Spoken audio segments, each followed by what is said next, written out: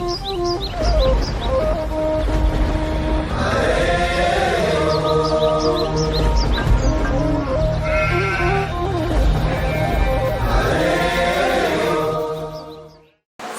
سين هذا اللي تملكتنا نلومي نبعل الريشة تمتجرنا حدا بدأنا تقارينا لنا بعل الريشة نعمل لنا الريشة مالت معلت مسكانة فتعرف عامل مسكان تبي ون عاوي ترجم ولا ويو بفلاي لما حملنا حاسة نايز المات جزء لما ون اللو زناو ون اللو كل زلو وصل زقنا الصحاليف كمسكرم كترجس ويدا ما مسكرم كتأكل قدمه التمسكن اللو معلت إيو بموال قال مسكن سعرون حيزم مسقال مسكال بحضار بمقبر حيزم نوروا زوردلو معلت إيو معلت الريتشا مالتيو فلاي دما صفاته سبات حواته ما زمادهم دما افتشعب جزيه تقاطيرم دركاو ليوم بزي دما هيمانت كيف تفلالي حبر كيف تفلالي صوتا كيف تفلالي كل بحاجه قوينا امسكرم زخبره بعل الريتشا هاي يمثل فلاي مثل لباسات مسقداون تحيزنا تايغ لبسل لازم انا دي مساله خداونته ويس خما ايو بهال حالي دي خدلو تبهالو على دما لمناسيل مچو كوين دي يسرح له دما طمتك نقبرينا بعد ريتشا نحسبت لنا بهلقه السيتاتهم بهلهم مننتها تحر دما حز دما صفح الى دما هم كارنيفال عينتون اناته خبره يزلمو انكو عبصحكم ابصحنا نابلنا صانحنا صبخم كنت تسفل نقبر مسانا صنحو الباسات ابناي الريتشا بعد خدلو خداونتي تاي يمثل لابنا ون صانح نقبرينا معلت الريتشا معلت مسكانا ايو انكو عبصحكم ابصحنا لبهاليمو دقيمنا انكو عبصحكم نابلنا دما حبيخه توعلو بعد الريتشا معلت مسكانا حبيخنا صنح بخبريه زنقدكم مساكم صنح تقدم دشاويه استسعاوني تملكتنا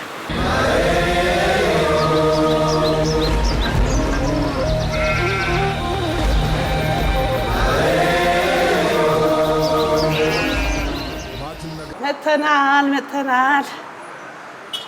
እዚህ ቤት እንዴት ዋላችሁ ቋው ሐብጽሐኩም ጤና ይስጥልን ደህና ነን ሰላም ብለናል ሰላም ነን بطعمي إلا سنبل تملكتنا حزي أو حدا دخدان زفيلو بوتايني أخو بفلاي دما مسناي حزب أورمو استتحاحزة صبغات خداونتي بهلاو خداونتي زفيلو ناي بهلاو خداونتي ونلا أيو يا بهلاو خدان قميجيري زمن ونخنا وقعنا ناي ما نيزمون وديم يزمون وي سفيت خدان ونلا وناوز خلته بعد جزا ونلا أيو مسانا حبيب صالحنا أيام زتري ولا هم كلر فلو خداونتي بعل الريتشا خما اي خدان زخدنا والناس انحيت خنقبرينا انا بطعمي يفوتيو طعمي دس بهالي مچم خبزهم خدام تزيوم لحد يوم خدانيه وحدا قلتك خدانيه لي الحسب حزو ندقيمنا لبعل الريتشا نكع بسلام ابصحكم كن من نفوتو تملكتنا صانحتنا كنت فوتو وتسفا يقبر استحبيركم نصلحمو وقع خنكايد انا طرايكي ودو انكو درسه ምንድነው ደግሞ የሚሰፋ ያምራል ያምራል የሪቻ ባለ የሚዘጋጅ ልብስ ነው የወንድ መሰለኝ የወንድ ነው እስንያው ያራ ነው ዲዛይን ተደርጎ ነው የሚሰራው በጥልፍ ነው የዘመናዊነት ተቀይሮ ነው በጥልፍ የሚሰራው ማለት ነው በዚህ ማች የማደርገው ደግሞ የሴቶችም አለ አረ አሁን ይሄ የባል ከሆነ ያኛው የሚስት ሆነ የወንድ ነው ይሄ ደግሞ የሴት ይሄ ከባሏ ጋር ሰው ማች አድርጎ የሬቻ ባል ቀን የሚለበስ ነው ይሄ አሁን የአካባቢው እንትን ነው ጅማ ነው የጅማ ባል ነው ስለዚህ ይሄ ያምራል ማለት ነው እዛ ቀን የሚለበስ ደግሞ ይሄም አለ ይሄ ደግሞ እንደ አዲስ አሁን ፋሽን የመጣው መሰለኝ አዲስ የመጣው ይሄ ዲዛይን ተደርጎ ነው የሚሰራው በባይላዊ ሆኖ ወደ ተመልከትና ነይ ጅማ ይልና ለዘና አረንጓዴ ጽባው አንተ ያምርብኛል እንዴ በጣም ይወጣል بزرنا حي ديزاين كتسرح متخيلوا متعزينا لنا في لما فرح دارات استقامون حدا عين كلام كده أنا الريتشا بعد خلينا قلنا خبابي وخزنا الجماعير إننا خلوتهم منكر إننا ولا قول اللي قلنا يوم كلهم ممكن أبى على صدرنا ود ما زمان أو انتهى بفرع قلنا خداون يوم دعم يوم كحول أنا فتي يوم استي الريتشا بعد ما تشوفي لا تاقال لك بيت سرقحتها وكان أنا كنت 16 عام ጎረምሳ ጎረምሳ ሆኜ ነው ማለት ነው። በዛ ቀን የሚለበስ ልብስና እዚህን የምንሄድ እዛ እንደሆነ አልተራቀቀም። እንደሆነ አይደለም። አሁን ብዙ ነገር ነው የተቀየረው፣ ወደ ዘመናዊነት የተቀየረው ማለት ነው። ተመልከተና ሳዕሪ አደይ አበባ ሒዞም ክኸዱ ተለው አውል ፍጠረሎም ስምዒት እንታይ ይመስል ድማ ስምዒት ገልጸና እዩ። ስምዒት ከመይ ትገልጾ? አብሬቻ አሁን እኛ በኢሬቻ ስንሄድ ማለት ነው ጨቆርሳ የሚባል አለ ሳር ማለት ነው። እሱና አደይ አበባ ይዘን ነው የምንሄደው። ከዛ በኋላ እዛ ሄደን ሴርሞኒን እሱን ይዘን ነው የምንሄደው ማለት ነው፣ ወደ መልካ ማለት ነው። እስቲ እዚህ ገለጸልና ታይ ዝክዳን ዝና ኢሬቻ ዲዩ? አሁን ይሄ እዚህ ላይ የተሰራች ያለችው ዲዛይን አባገዳዎች የሚያዙት ቦኩ ነው የሚባለው እሱ ነው ማለት ነው። ዲዛይን ተደርጎ ነው። ስለዚህ ይሄ እዚህ ላይ ለምን ተቀመጠ ስትሉ ይሄ የኢሬቻ ልብስ ስለሆነ ይሄንን ይገልጻል ማለት ነው። እሺ በገጌሰኒ በገውል ማንገኘ ማቃንቶ አብዱ ጉደታኝ ለማ በገ ኢሬቻው በረኩማ ለማ ከሰደቲኒ ሲንጌ በገውል ማንገኘ እንጂ እኛ የመረጥነው ላንቺ ማለት ነው። የአደሲቄ የባሌ ልብስ ነው። የባሌ ማለት ነው። እሱ ደግሞ አንቺ ላይ በጣም ነው የሚያምረው። ሲያሳየኝ እሱ ያስለብሰኛል።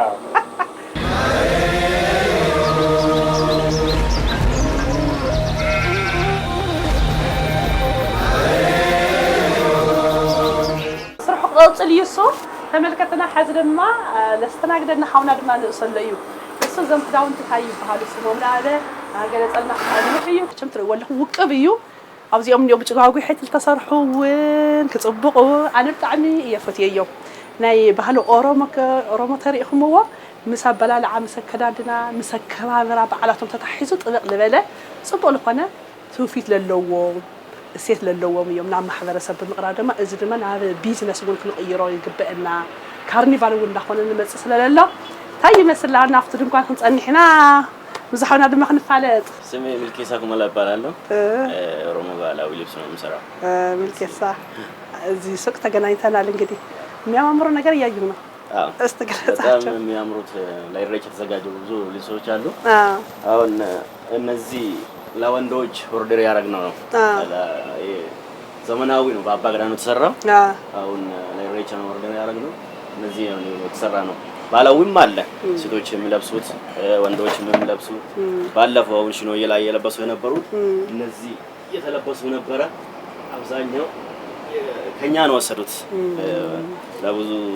ሰዎች ነው አቀረብነው። የሴቶች አርባ ያዱት ማለት ነው። ሹራቡም አለ እዚህ ጋር ከዚህ ጋር ነው እየለበሱ የነበሩት ማለት ነው። እነዚህ ጋር እነዚህ አድርገው ነው ባህላዊ ነው። ይሄ ከውስጥ የለበሳል ከሱ ነው ከላይ ደግሞ የሚለበስ ማለት ነው። ባህላዊ እዚያም ባህላዊ ክዳውንት ለኢሬቻም ይለበሳል። ለሁሉም ነገር የሚለበስ ነው። ለሽኖዬም እየተለበሰ ነበረ። አሁን ለኢሬቻ የሚለበሳል። አሁን ኢሬቻ ላይ ግን እየዘመነ መጥቷል የተባለ ነውና እሱን ነው ማየት የፈለገው። ቅድምም ሲሰፋ አይተናል። አሁን እየዘመነ ነው። ለወጣቶችም አሁን ለስራ ሲሄዱ የሚመቻቸው አይነት እየሆነ ነው። አሁን ሞደርን ተደርገው እየተሰራ ያለው የወንዶች አሁን የኔ ያለበስኩት የጅማ አካባቢ ነው። ዘመናዊ ነው ተሰራ። አሁን ለምሳሌ ጅማ እዚህ ጋር ቦኩ አለ፣ እዚህ ጋር ሳር አለ። ኢሬቻ ተይዞ የሚሄድ ማለት ነው። ይሄ ወንዶች አባገዳ ይዞ የሚሄድ ነው። ይሄ ሳሩ ሁለቱም ይዛሉ፣ ሴቶችም ወንዶችም ይዞ የሚሄዱ አለ። ሲቀም ትይዛለች፣ አባገዳም ይዛሉ ሳሩ ማለት ነው። እዚህ ጋር ያሉት በዚህ ጋር ደግሞ ወንዶች ብቻ የሚይዙት ነው። ቦኮ ይባላል። አዲያባ ማለት አዲያባ ማለት እዚህ ጋር እሱ ነው ዘውም ኢሬቻ ሲነሳ የምስጋና ቀን ይባላል። ክረምት አልፎ ጨለማ አልፎ ደመናው ዝናቡ ምናምን አልፎ የሚመጣ ብርሃን ቀን ነውና እንዴት ነው እስቲ በልጅነት እንዴት ነው የምታየው? እንዴት ነበር የምትጠብቁት? መስከረም ሲመጣ ብዙ ነገር ይዞ ነው የሚመጣው። ለምሳሌ ብዙ ባህሎች አሉ። መስቀልም አለ። መስቀልም አልፎ ኢሬቻ አለ። ኢሬቻው ብዙ በቃ ማህበረሰቡ ከሁሉም ክልል መጥቶ የሚያከብሩት ነው። ብዙ ነገር አስደስትሻል ታውቃለሽ። ትንሽ ሆኜ የሄድኩ ነበረው። በጣም ሞቲቬት ነው የሚያደርገው አብቆላ አይ ጊዜ ወን ላ ጨፈርኩ ላ ጫወት ያ አቤ ደፍና ደረፍኩ ያ አቤ ወላ ለክጭት ይሁን حلف لا يقصل لي لمو من الباش استي تذكروا درفك تحليو ترافاي ጨፍራሉ ነበር ብዙ ዘፈኖች ነው የምናስታውሰው አሁን ጫላ ቡልቱ ሜሬች ሬኬኛ ምሉ ብዙም አሁን በጣም ሞቲቬት የሚያደርግ ዘፈን ነው ወጣቱም በድምጽ የሚዘፍኑም አሉ በጣም ዘምዝም በደምጻቸው አውጥቶ የሚዘፍኑ አሉ በጣም ያ ነው እቺ ወጋ ወጋ ነው ፈከረቢ ነው ጋው ኖር ሰዲገኝ ኦራ ፍንፍኔት ይወልጋው እቺ ወጋ ወጋ ነው ፈከረቢ ነው ጋው ኖር ሰዲገኝ ኦራ ፍንፍኔት ይወልጋው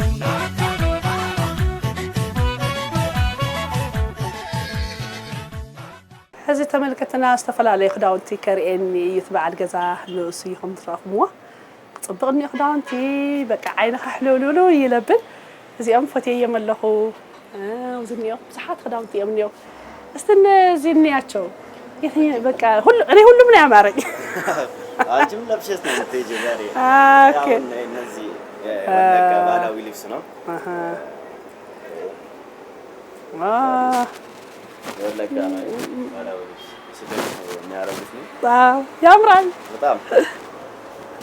كصبق تملكتنا زحاده ناي ولقا ባህላዊ ክዳን በባህላዊ ስፌት ተሰፈየ እዩ ዘመናዊ ለሆነ ወኒ መጽለይ ግን ባህላዊ እዩ ቀሕመዋሉ አና ፈትየ እሺ እነዚህም አሉ የባሌ አለ የባሌ ከላይ የምንለበስ ነው የሚያረጉት ነው ከስር ጉርድ ይኖራል ወንድ ኮይ ደግሞ ሱሪ መሰለኝ ሱሪና በጉርድ ቀብስ አሁን እዚህ የመናገር ባሌ እዝናይ ባሌ ይተመልከትና ና ባሌ ኮይኑሲ ባህላዊት ይኾነስ በዘመናዊ መልክ ቅድል መጽዩ ጉርድ ክዳንን መኻድንቱ እዚ ብልዓል ትክደና ዝለለ ከምዚ አገርካ ያምካ በሐጻራ ማለቲ ጽብቅ ተም ባህላዊ ነውርኩም ለው ኮይኖም ቤት ወለድ እውን ክደና እየን ቆልዑን ክደና ይኽላየን ሕዝ ግና መናእሰይ ደቂ ተባዕትዮም ደቂ ኣንስትዮ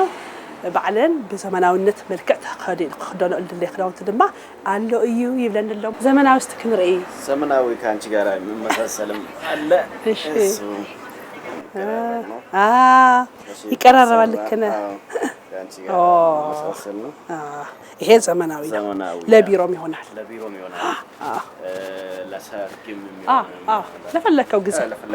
ዘመናዊ ተሰራ ما تشلو إيزون ما زحت أجزي تملكتنا بدل خاي ديزاين تسرحمو ما تكتجبر قنت خيلي خاطر دل خامس فعل كذا خا مس قلعو مس بيتس بحال بارفنكا مس درخاون ما تلاقي برخاي خدن ولا خيليو كاميسي على النزي سرلا إذا بتعمل إيدس ليفل بهلاو عينته ونيو زخابي كنريت لنا بهلاو يمثل أو زندقنا زمناوي يمثل هو زمناوي بهلاوي زمناوي ዘመናዊ ባህላዊ ተሐዋወሰ ግን በጣም ደስ ሌቭል ብልደለካየ አይነት ከለር ለ አከዳድና ለ ትخدونه ትኽእል ክዳን ግኒና ነና እዚ ተመልከተና ናይ KMC ክዳን ይባሃል እዚ ባህላዊ ይዝቱ ኣብቲ ድማ ዘመናዊ ገይሮም አጸቢቆም ሰሪሖም ወለው ማለት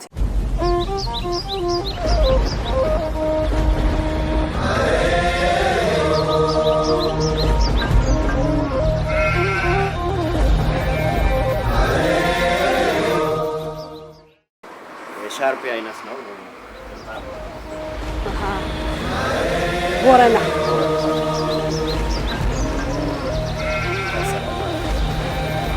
እንደዚህ ያለው ተዘረው ዋትን ነጋጅን ወር ነጋጅን ይነጋጅን እዝናይ ቦረና አካዳድና እዩ ደቀንስ ሕዋትና ልክደንኦ አካዳድና بوشتي تمتي مخايخا لاوست لغون خاتمصو بلعد ما زيات تدرب دريول ليلو تاز تدرب دما خمس اجر خات اسر معناتي تاثيرا بعل الريتشا وني خنا بخالي غزي بعل تخنتلو لخدانو اخداني تملكتنا صبقيو كم بحالها كله مطعمو كله مصباقو ያርግም አለ ይቀራው ነገር አይደለም ማለት ነው ያራርም አለ የወንዶችም እንደዚህ ነው ሰራለው በዛኛው ሳይት እንዳሳየውሽ ይሄ ነው መስዋዕት يعني لا بتعمل صبغ ما هي خلينا حيل على قاعد صحة كامل سباحة كل فترة قاعد صحة كلهم متى ኦሮሞ መራን በጋያን ሬቻ ነጋን ጌሰን ቢቹን በባላው መተቢያ ከሰቢያ አላ ጅርተን በጋያን ሬቻ በረኩ መለማ አሰዴቲ ነጋን ጌሰን ማቲ ፍሮተኛ ኑንዳን በጋያን ነጋን ጌሰን ቢቹን በባድ ኣብዚ ድማ ዝተፈላለዩ ምግቢ ዝተሓዘሎም ብጭጓጉሕት ዝፀበቑታት ኣቑሑት ኣለዉ ቆሪ ልበሃል ኣሎ ቆሪ ማለት ቆሎ ብጠስሚ ዝተሓሰየ ማለት እዩ እልሳቶም መትሓዚኦም እዚኦም እዮም እዚ ድማ ጋዓት እውን ይተሓዘሉ እዩ ብስሩ ኢለ የዝሕሊ ኢሎምዎ ኣየዝሕሊ ጋዓት ሒዝካ ብርጎ ጌርካ ትበልዐሉ እዩ ተመልከትና ኣገልግል እውን ኣሎ ኣገልግል ብጭጓጉሕት ክፅብቕ ኣገልግል ብጭጓጉሕት ክፅብቕ ኣብዚ እውን ኣገልግል እውን ምግቢ ብደንብ ባህላዊ ምግብታት ተሰሪሖምሉ ተትሒዞምሉ ልካዱ እዮም እዚኦም ኩሎም አንተ ቆሎ ልበልናዮም ብጠስሚ ተተሓሰየ እዚኦም ኩሎም መትሓዚ ናይ ኩሎም እዮም ኣብዚ እውን ኣሎ እዩ ምግቢ ናይ ባህላዊ ምግቢ ክትፈልጥ ተለኻ ድማ ስኡልካ ይብላዕ ከምዚ ና ፈረንጂ ና ፃዓዱን ማንካይና ንጥቀመሉ ኣብ በዓልና ኣብ ኢትዮጵያና ግን ኣብ ባህልና ዝነበረ ምናልባሽ እውን ካብ ዝወሲዶም ወይ ኮነ ፈረንጂታት ወይ ድማ ፃዓዱን ማንካ ፈጢሮም ኢላ ኣነ ገሪሙኒ እዩ እዚ ምግቢ መብልዒ እዩ ምግቢ ምስተዋሃደ በተለይ ባህላዊ ዝኾነ ምግቢ ናይ ኦሮሞ ማለት እዩ ትዳሉ ተሎ ምግቢ መብልዒ ከም ማንካ እንጥቀመሉ እዩ ብጣዕሚ እዮም ደስ ዝብሉ እዚኦም እዚአን ድማ እኒአዋ እዚ ርግኦ እውን ይስተየሉ ኢሎምኒ ሜስ እውን ይስተየሉ ብፍላይ ድማ ኣብ በዓላት ዝቐርብ እዩ ብካልእ ኣቕሓ ካብ ዝጥቀሙ በዓላት ክኾን ተሎ ርግኦ ትሰትየሉ ሜስ ትሰትየሉ ብባህላዊ መንገዲ ዝቕመጥ ኣቕሓ እዮም እዚኦም ብጣዕሚ እዮም ደስ ዝብሉ ብፍላይ እዚኦም ግን ኣነ تي عب بقليل النجنيا تجاوج حت زيهم تريهم لهم تجاوج حت يوم زيهم بقول أو قندينا لأكل بزحات تجاوج حتى تحمل له أكمل مطعم ديزاينهم بعلو أسرارهم دس كبير زيهم جن ولا إلا قعد ولا إلا مجبي بهلاو مجبي تزاجت له اللي قالوا بتقسم تحاسيو كبلعت له تتحيزهم للخدية كلهم زين عب تجبر له على مسارح تاتية سفيتي توشتو وشتو سفيتي تملكتنا سفيت خا ماغير خا تطبقو ايو زلاله بفلاي عاد سنقي ان احنا قلت لنا عدتاتنا ولدنا تنملت لنا زمويازي كاب بعلن ناف دقن محلال فالو دقنستي لصرحو صبو صرحتي تعرفتي يا انا مدعمي يفتي زيهم بوملو زل خصبق صغاغ حيت ثلاثه عينت زي مايو زي صعدا زي صليم ثلاثة عينات كلا وش طل قرميو عنجاتي إيو كاب عنجاتي لسرح باو إذا حفت جنة هالليكات اسمي وين متحازك خانيك عليو رجعون بزك تحس تقليها اخلون كتحزلو تقليها على بالله نجر كل نجر يلحز تملكتنا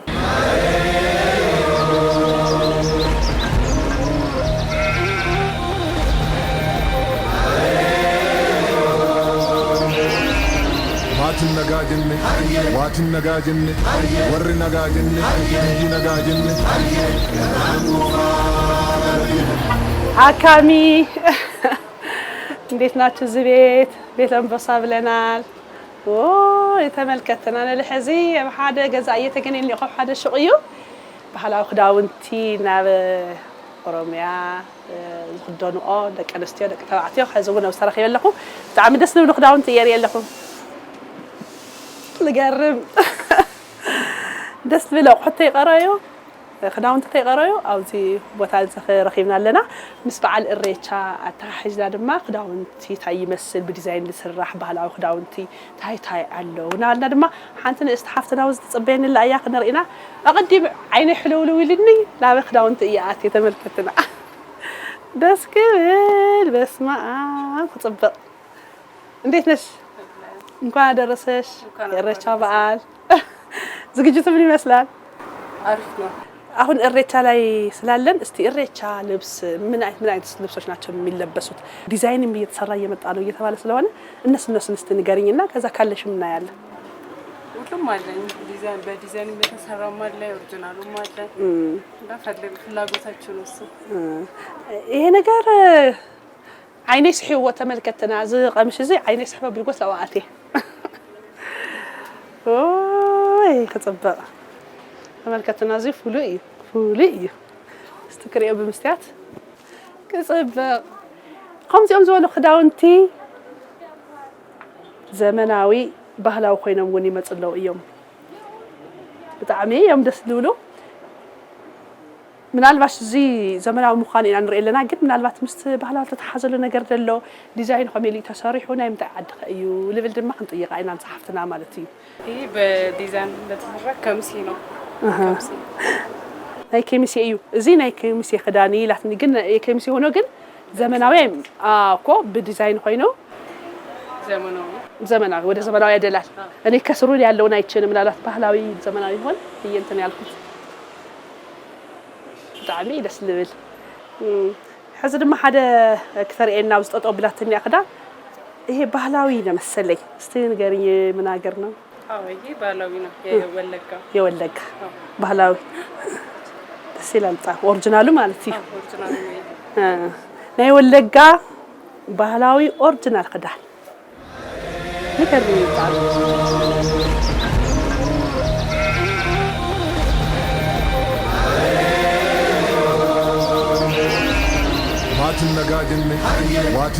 ስራቸው አሁን ምንድነው የሚመስለው ከኢሬቻ ጋር በተያያዘ በዓላት ሲመጣ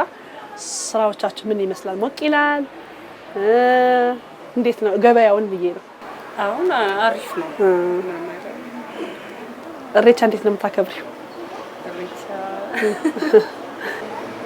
እኛ ከፋሚሊ ጋር ነው የምናከብረው ኢሬቻን በዓል የባህላዊ ልብስ በመልበስ ለብሰን ነው የምናከብረው ጥሩ ሌላ ላሳይሽ አዎ አግኝቼ ነው ይሄ ደግሞ በዲዛይን የተሰራ የጅማ ነው የጅማ እዚህ ድማ ተመልከተና ናይ ጅማ ዳንዩ ፍሊክ ዘለ ተሰራሐ ተጽፈ ጽፎኳ እሱ ምንድነው ሲያፋያ ብላዕሊ ዝግበር ኮት ከላይ ቢደረገው ነው እዚያ ድማ ከምዚ ኢላ ኣብ ላዕሊ ኣኾይና ሰደርያ ዝዓይነት ኣያ ሙሉእ ክዳን ዝኮይኑስ እዚያ ግን ሰደርያ ተደረገላ ናይ ጅማ ክዳን እሺ ዘመናዊ መልክዕ ተሰርሐ ንዕንዴልና ነኽብረለይ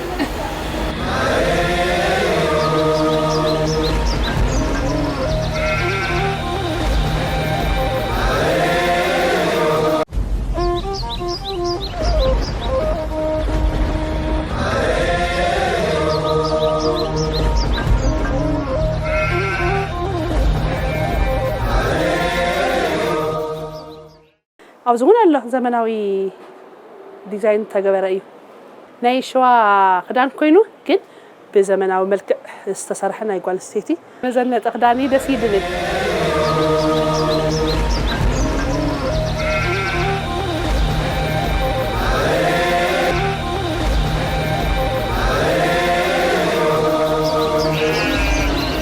nagajinne waatin nagajinne warri nagajinne biyyi nagajinne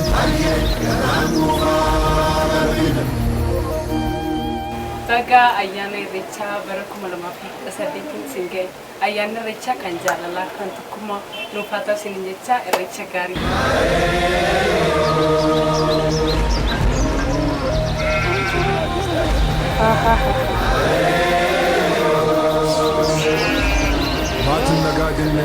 waatin nagajinne warri nagajinne biyyi nagajinne هذا سنكي لقدونا خدان يوزي عبيت ولديين ناي أرومو ولدي لبارخا بسزبان خيدان دما ندكن نسأليا عمت عقبارنا إلى نسأليا زي إلى بنو حياة خدان زي عملتي الخدانة تملكتنا زي عبيت ولدي الخدونا ودي هذا سنكي بحلا عبيت ولديين عم بواقل قلة مسكال حزن سنت حزن ناوروا وريدا نقع كابز المات ويدما كابزنا كابدم ملان نبرنا كزي ناب حدش عمت نقع صحنا بعد الريتشا بعد مسكانا ايو نابلا ولدي لابروا وريدان لفتاري إلا مسكنا له كن صبو قدان نعينت لوين عينت لوين عينت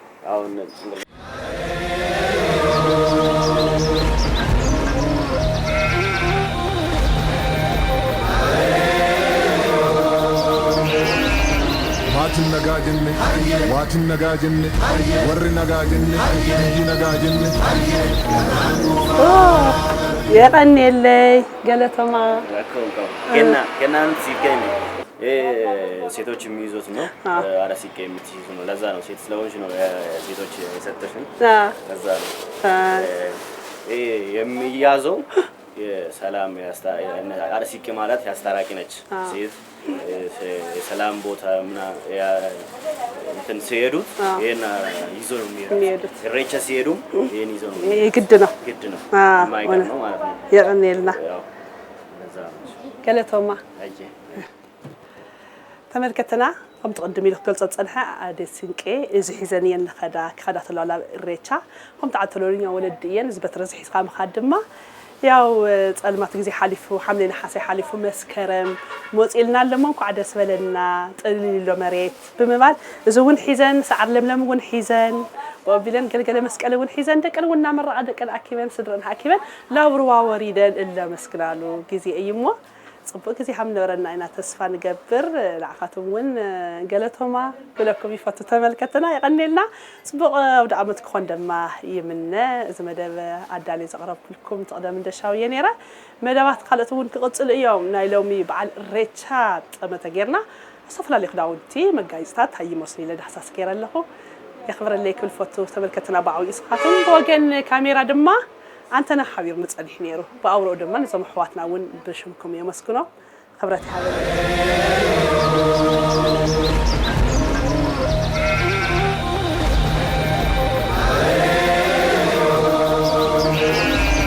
Waatin nagaa jenne, waatin nagaa jenne, warri nagaa jenne, biyyi nagaa jenne.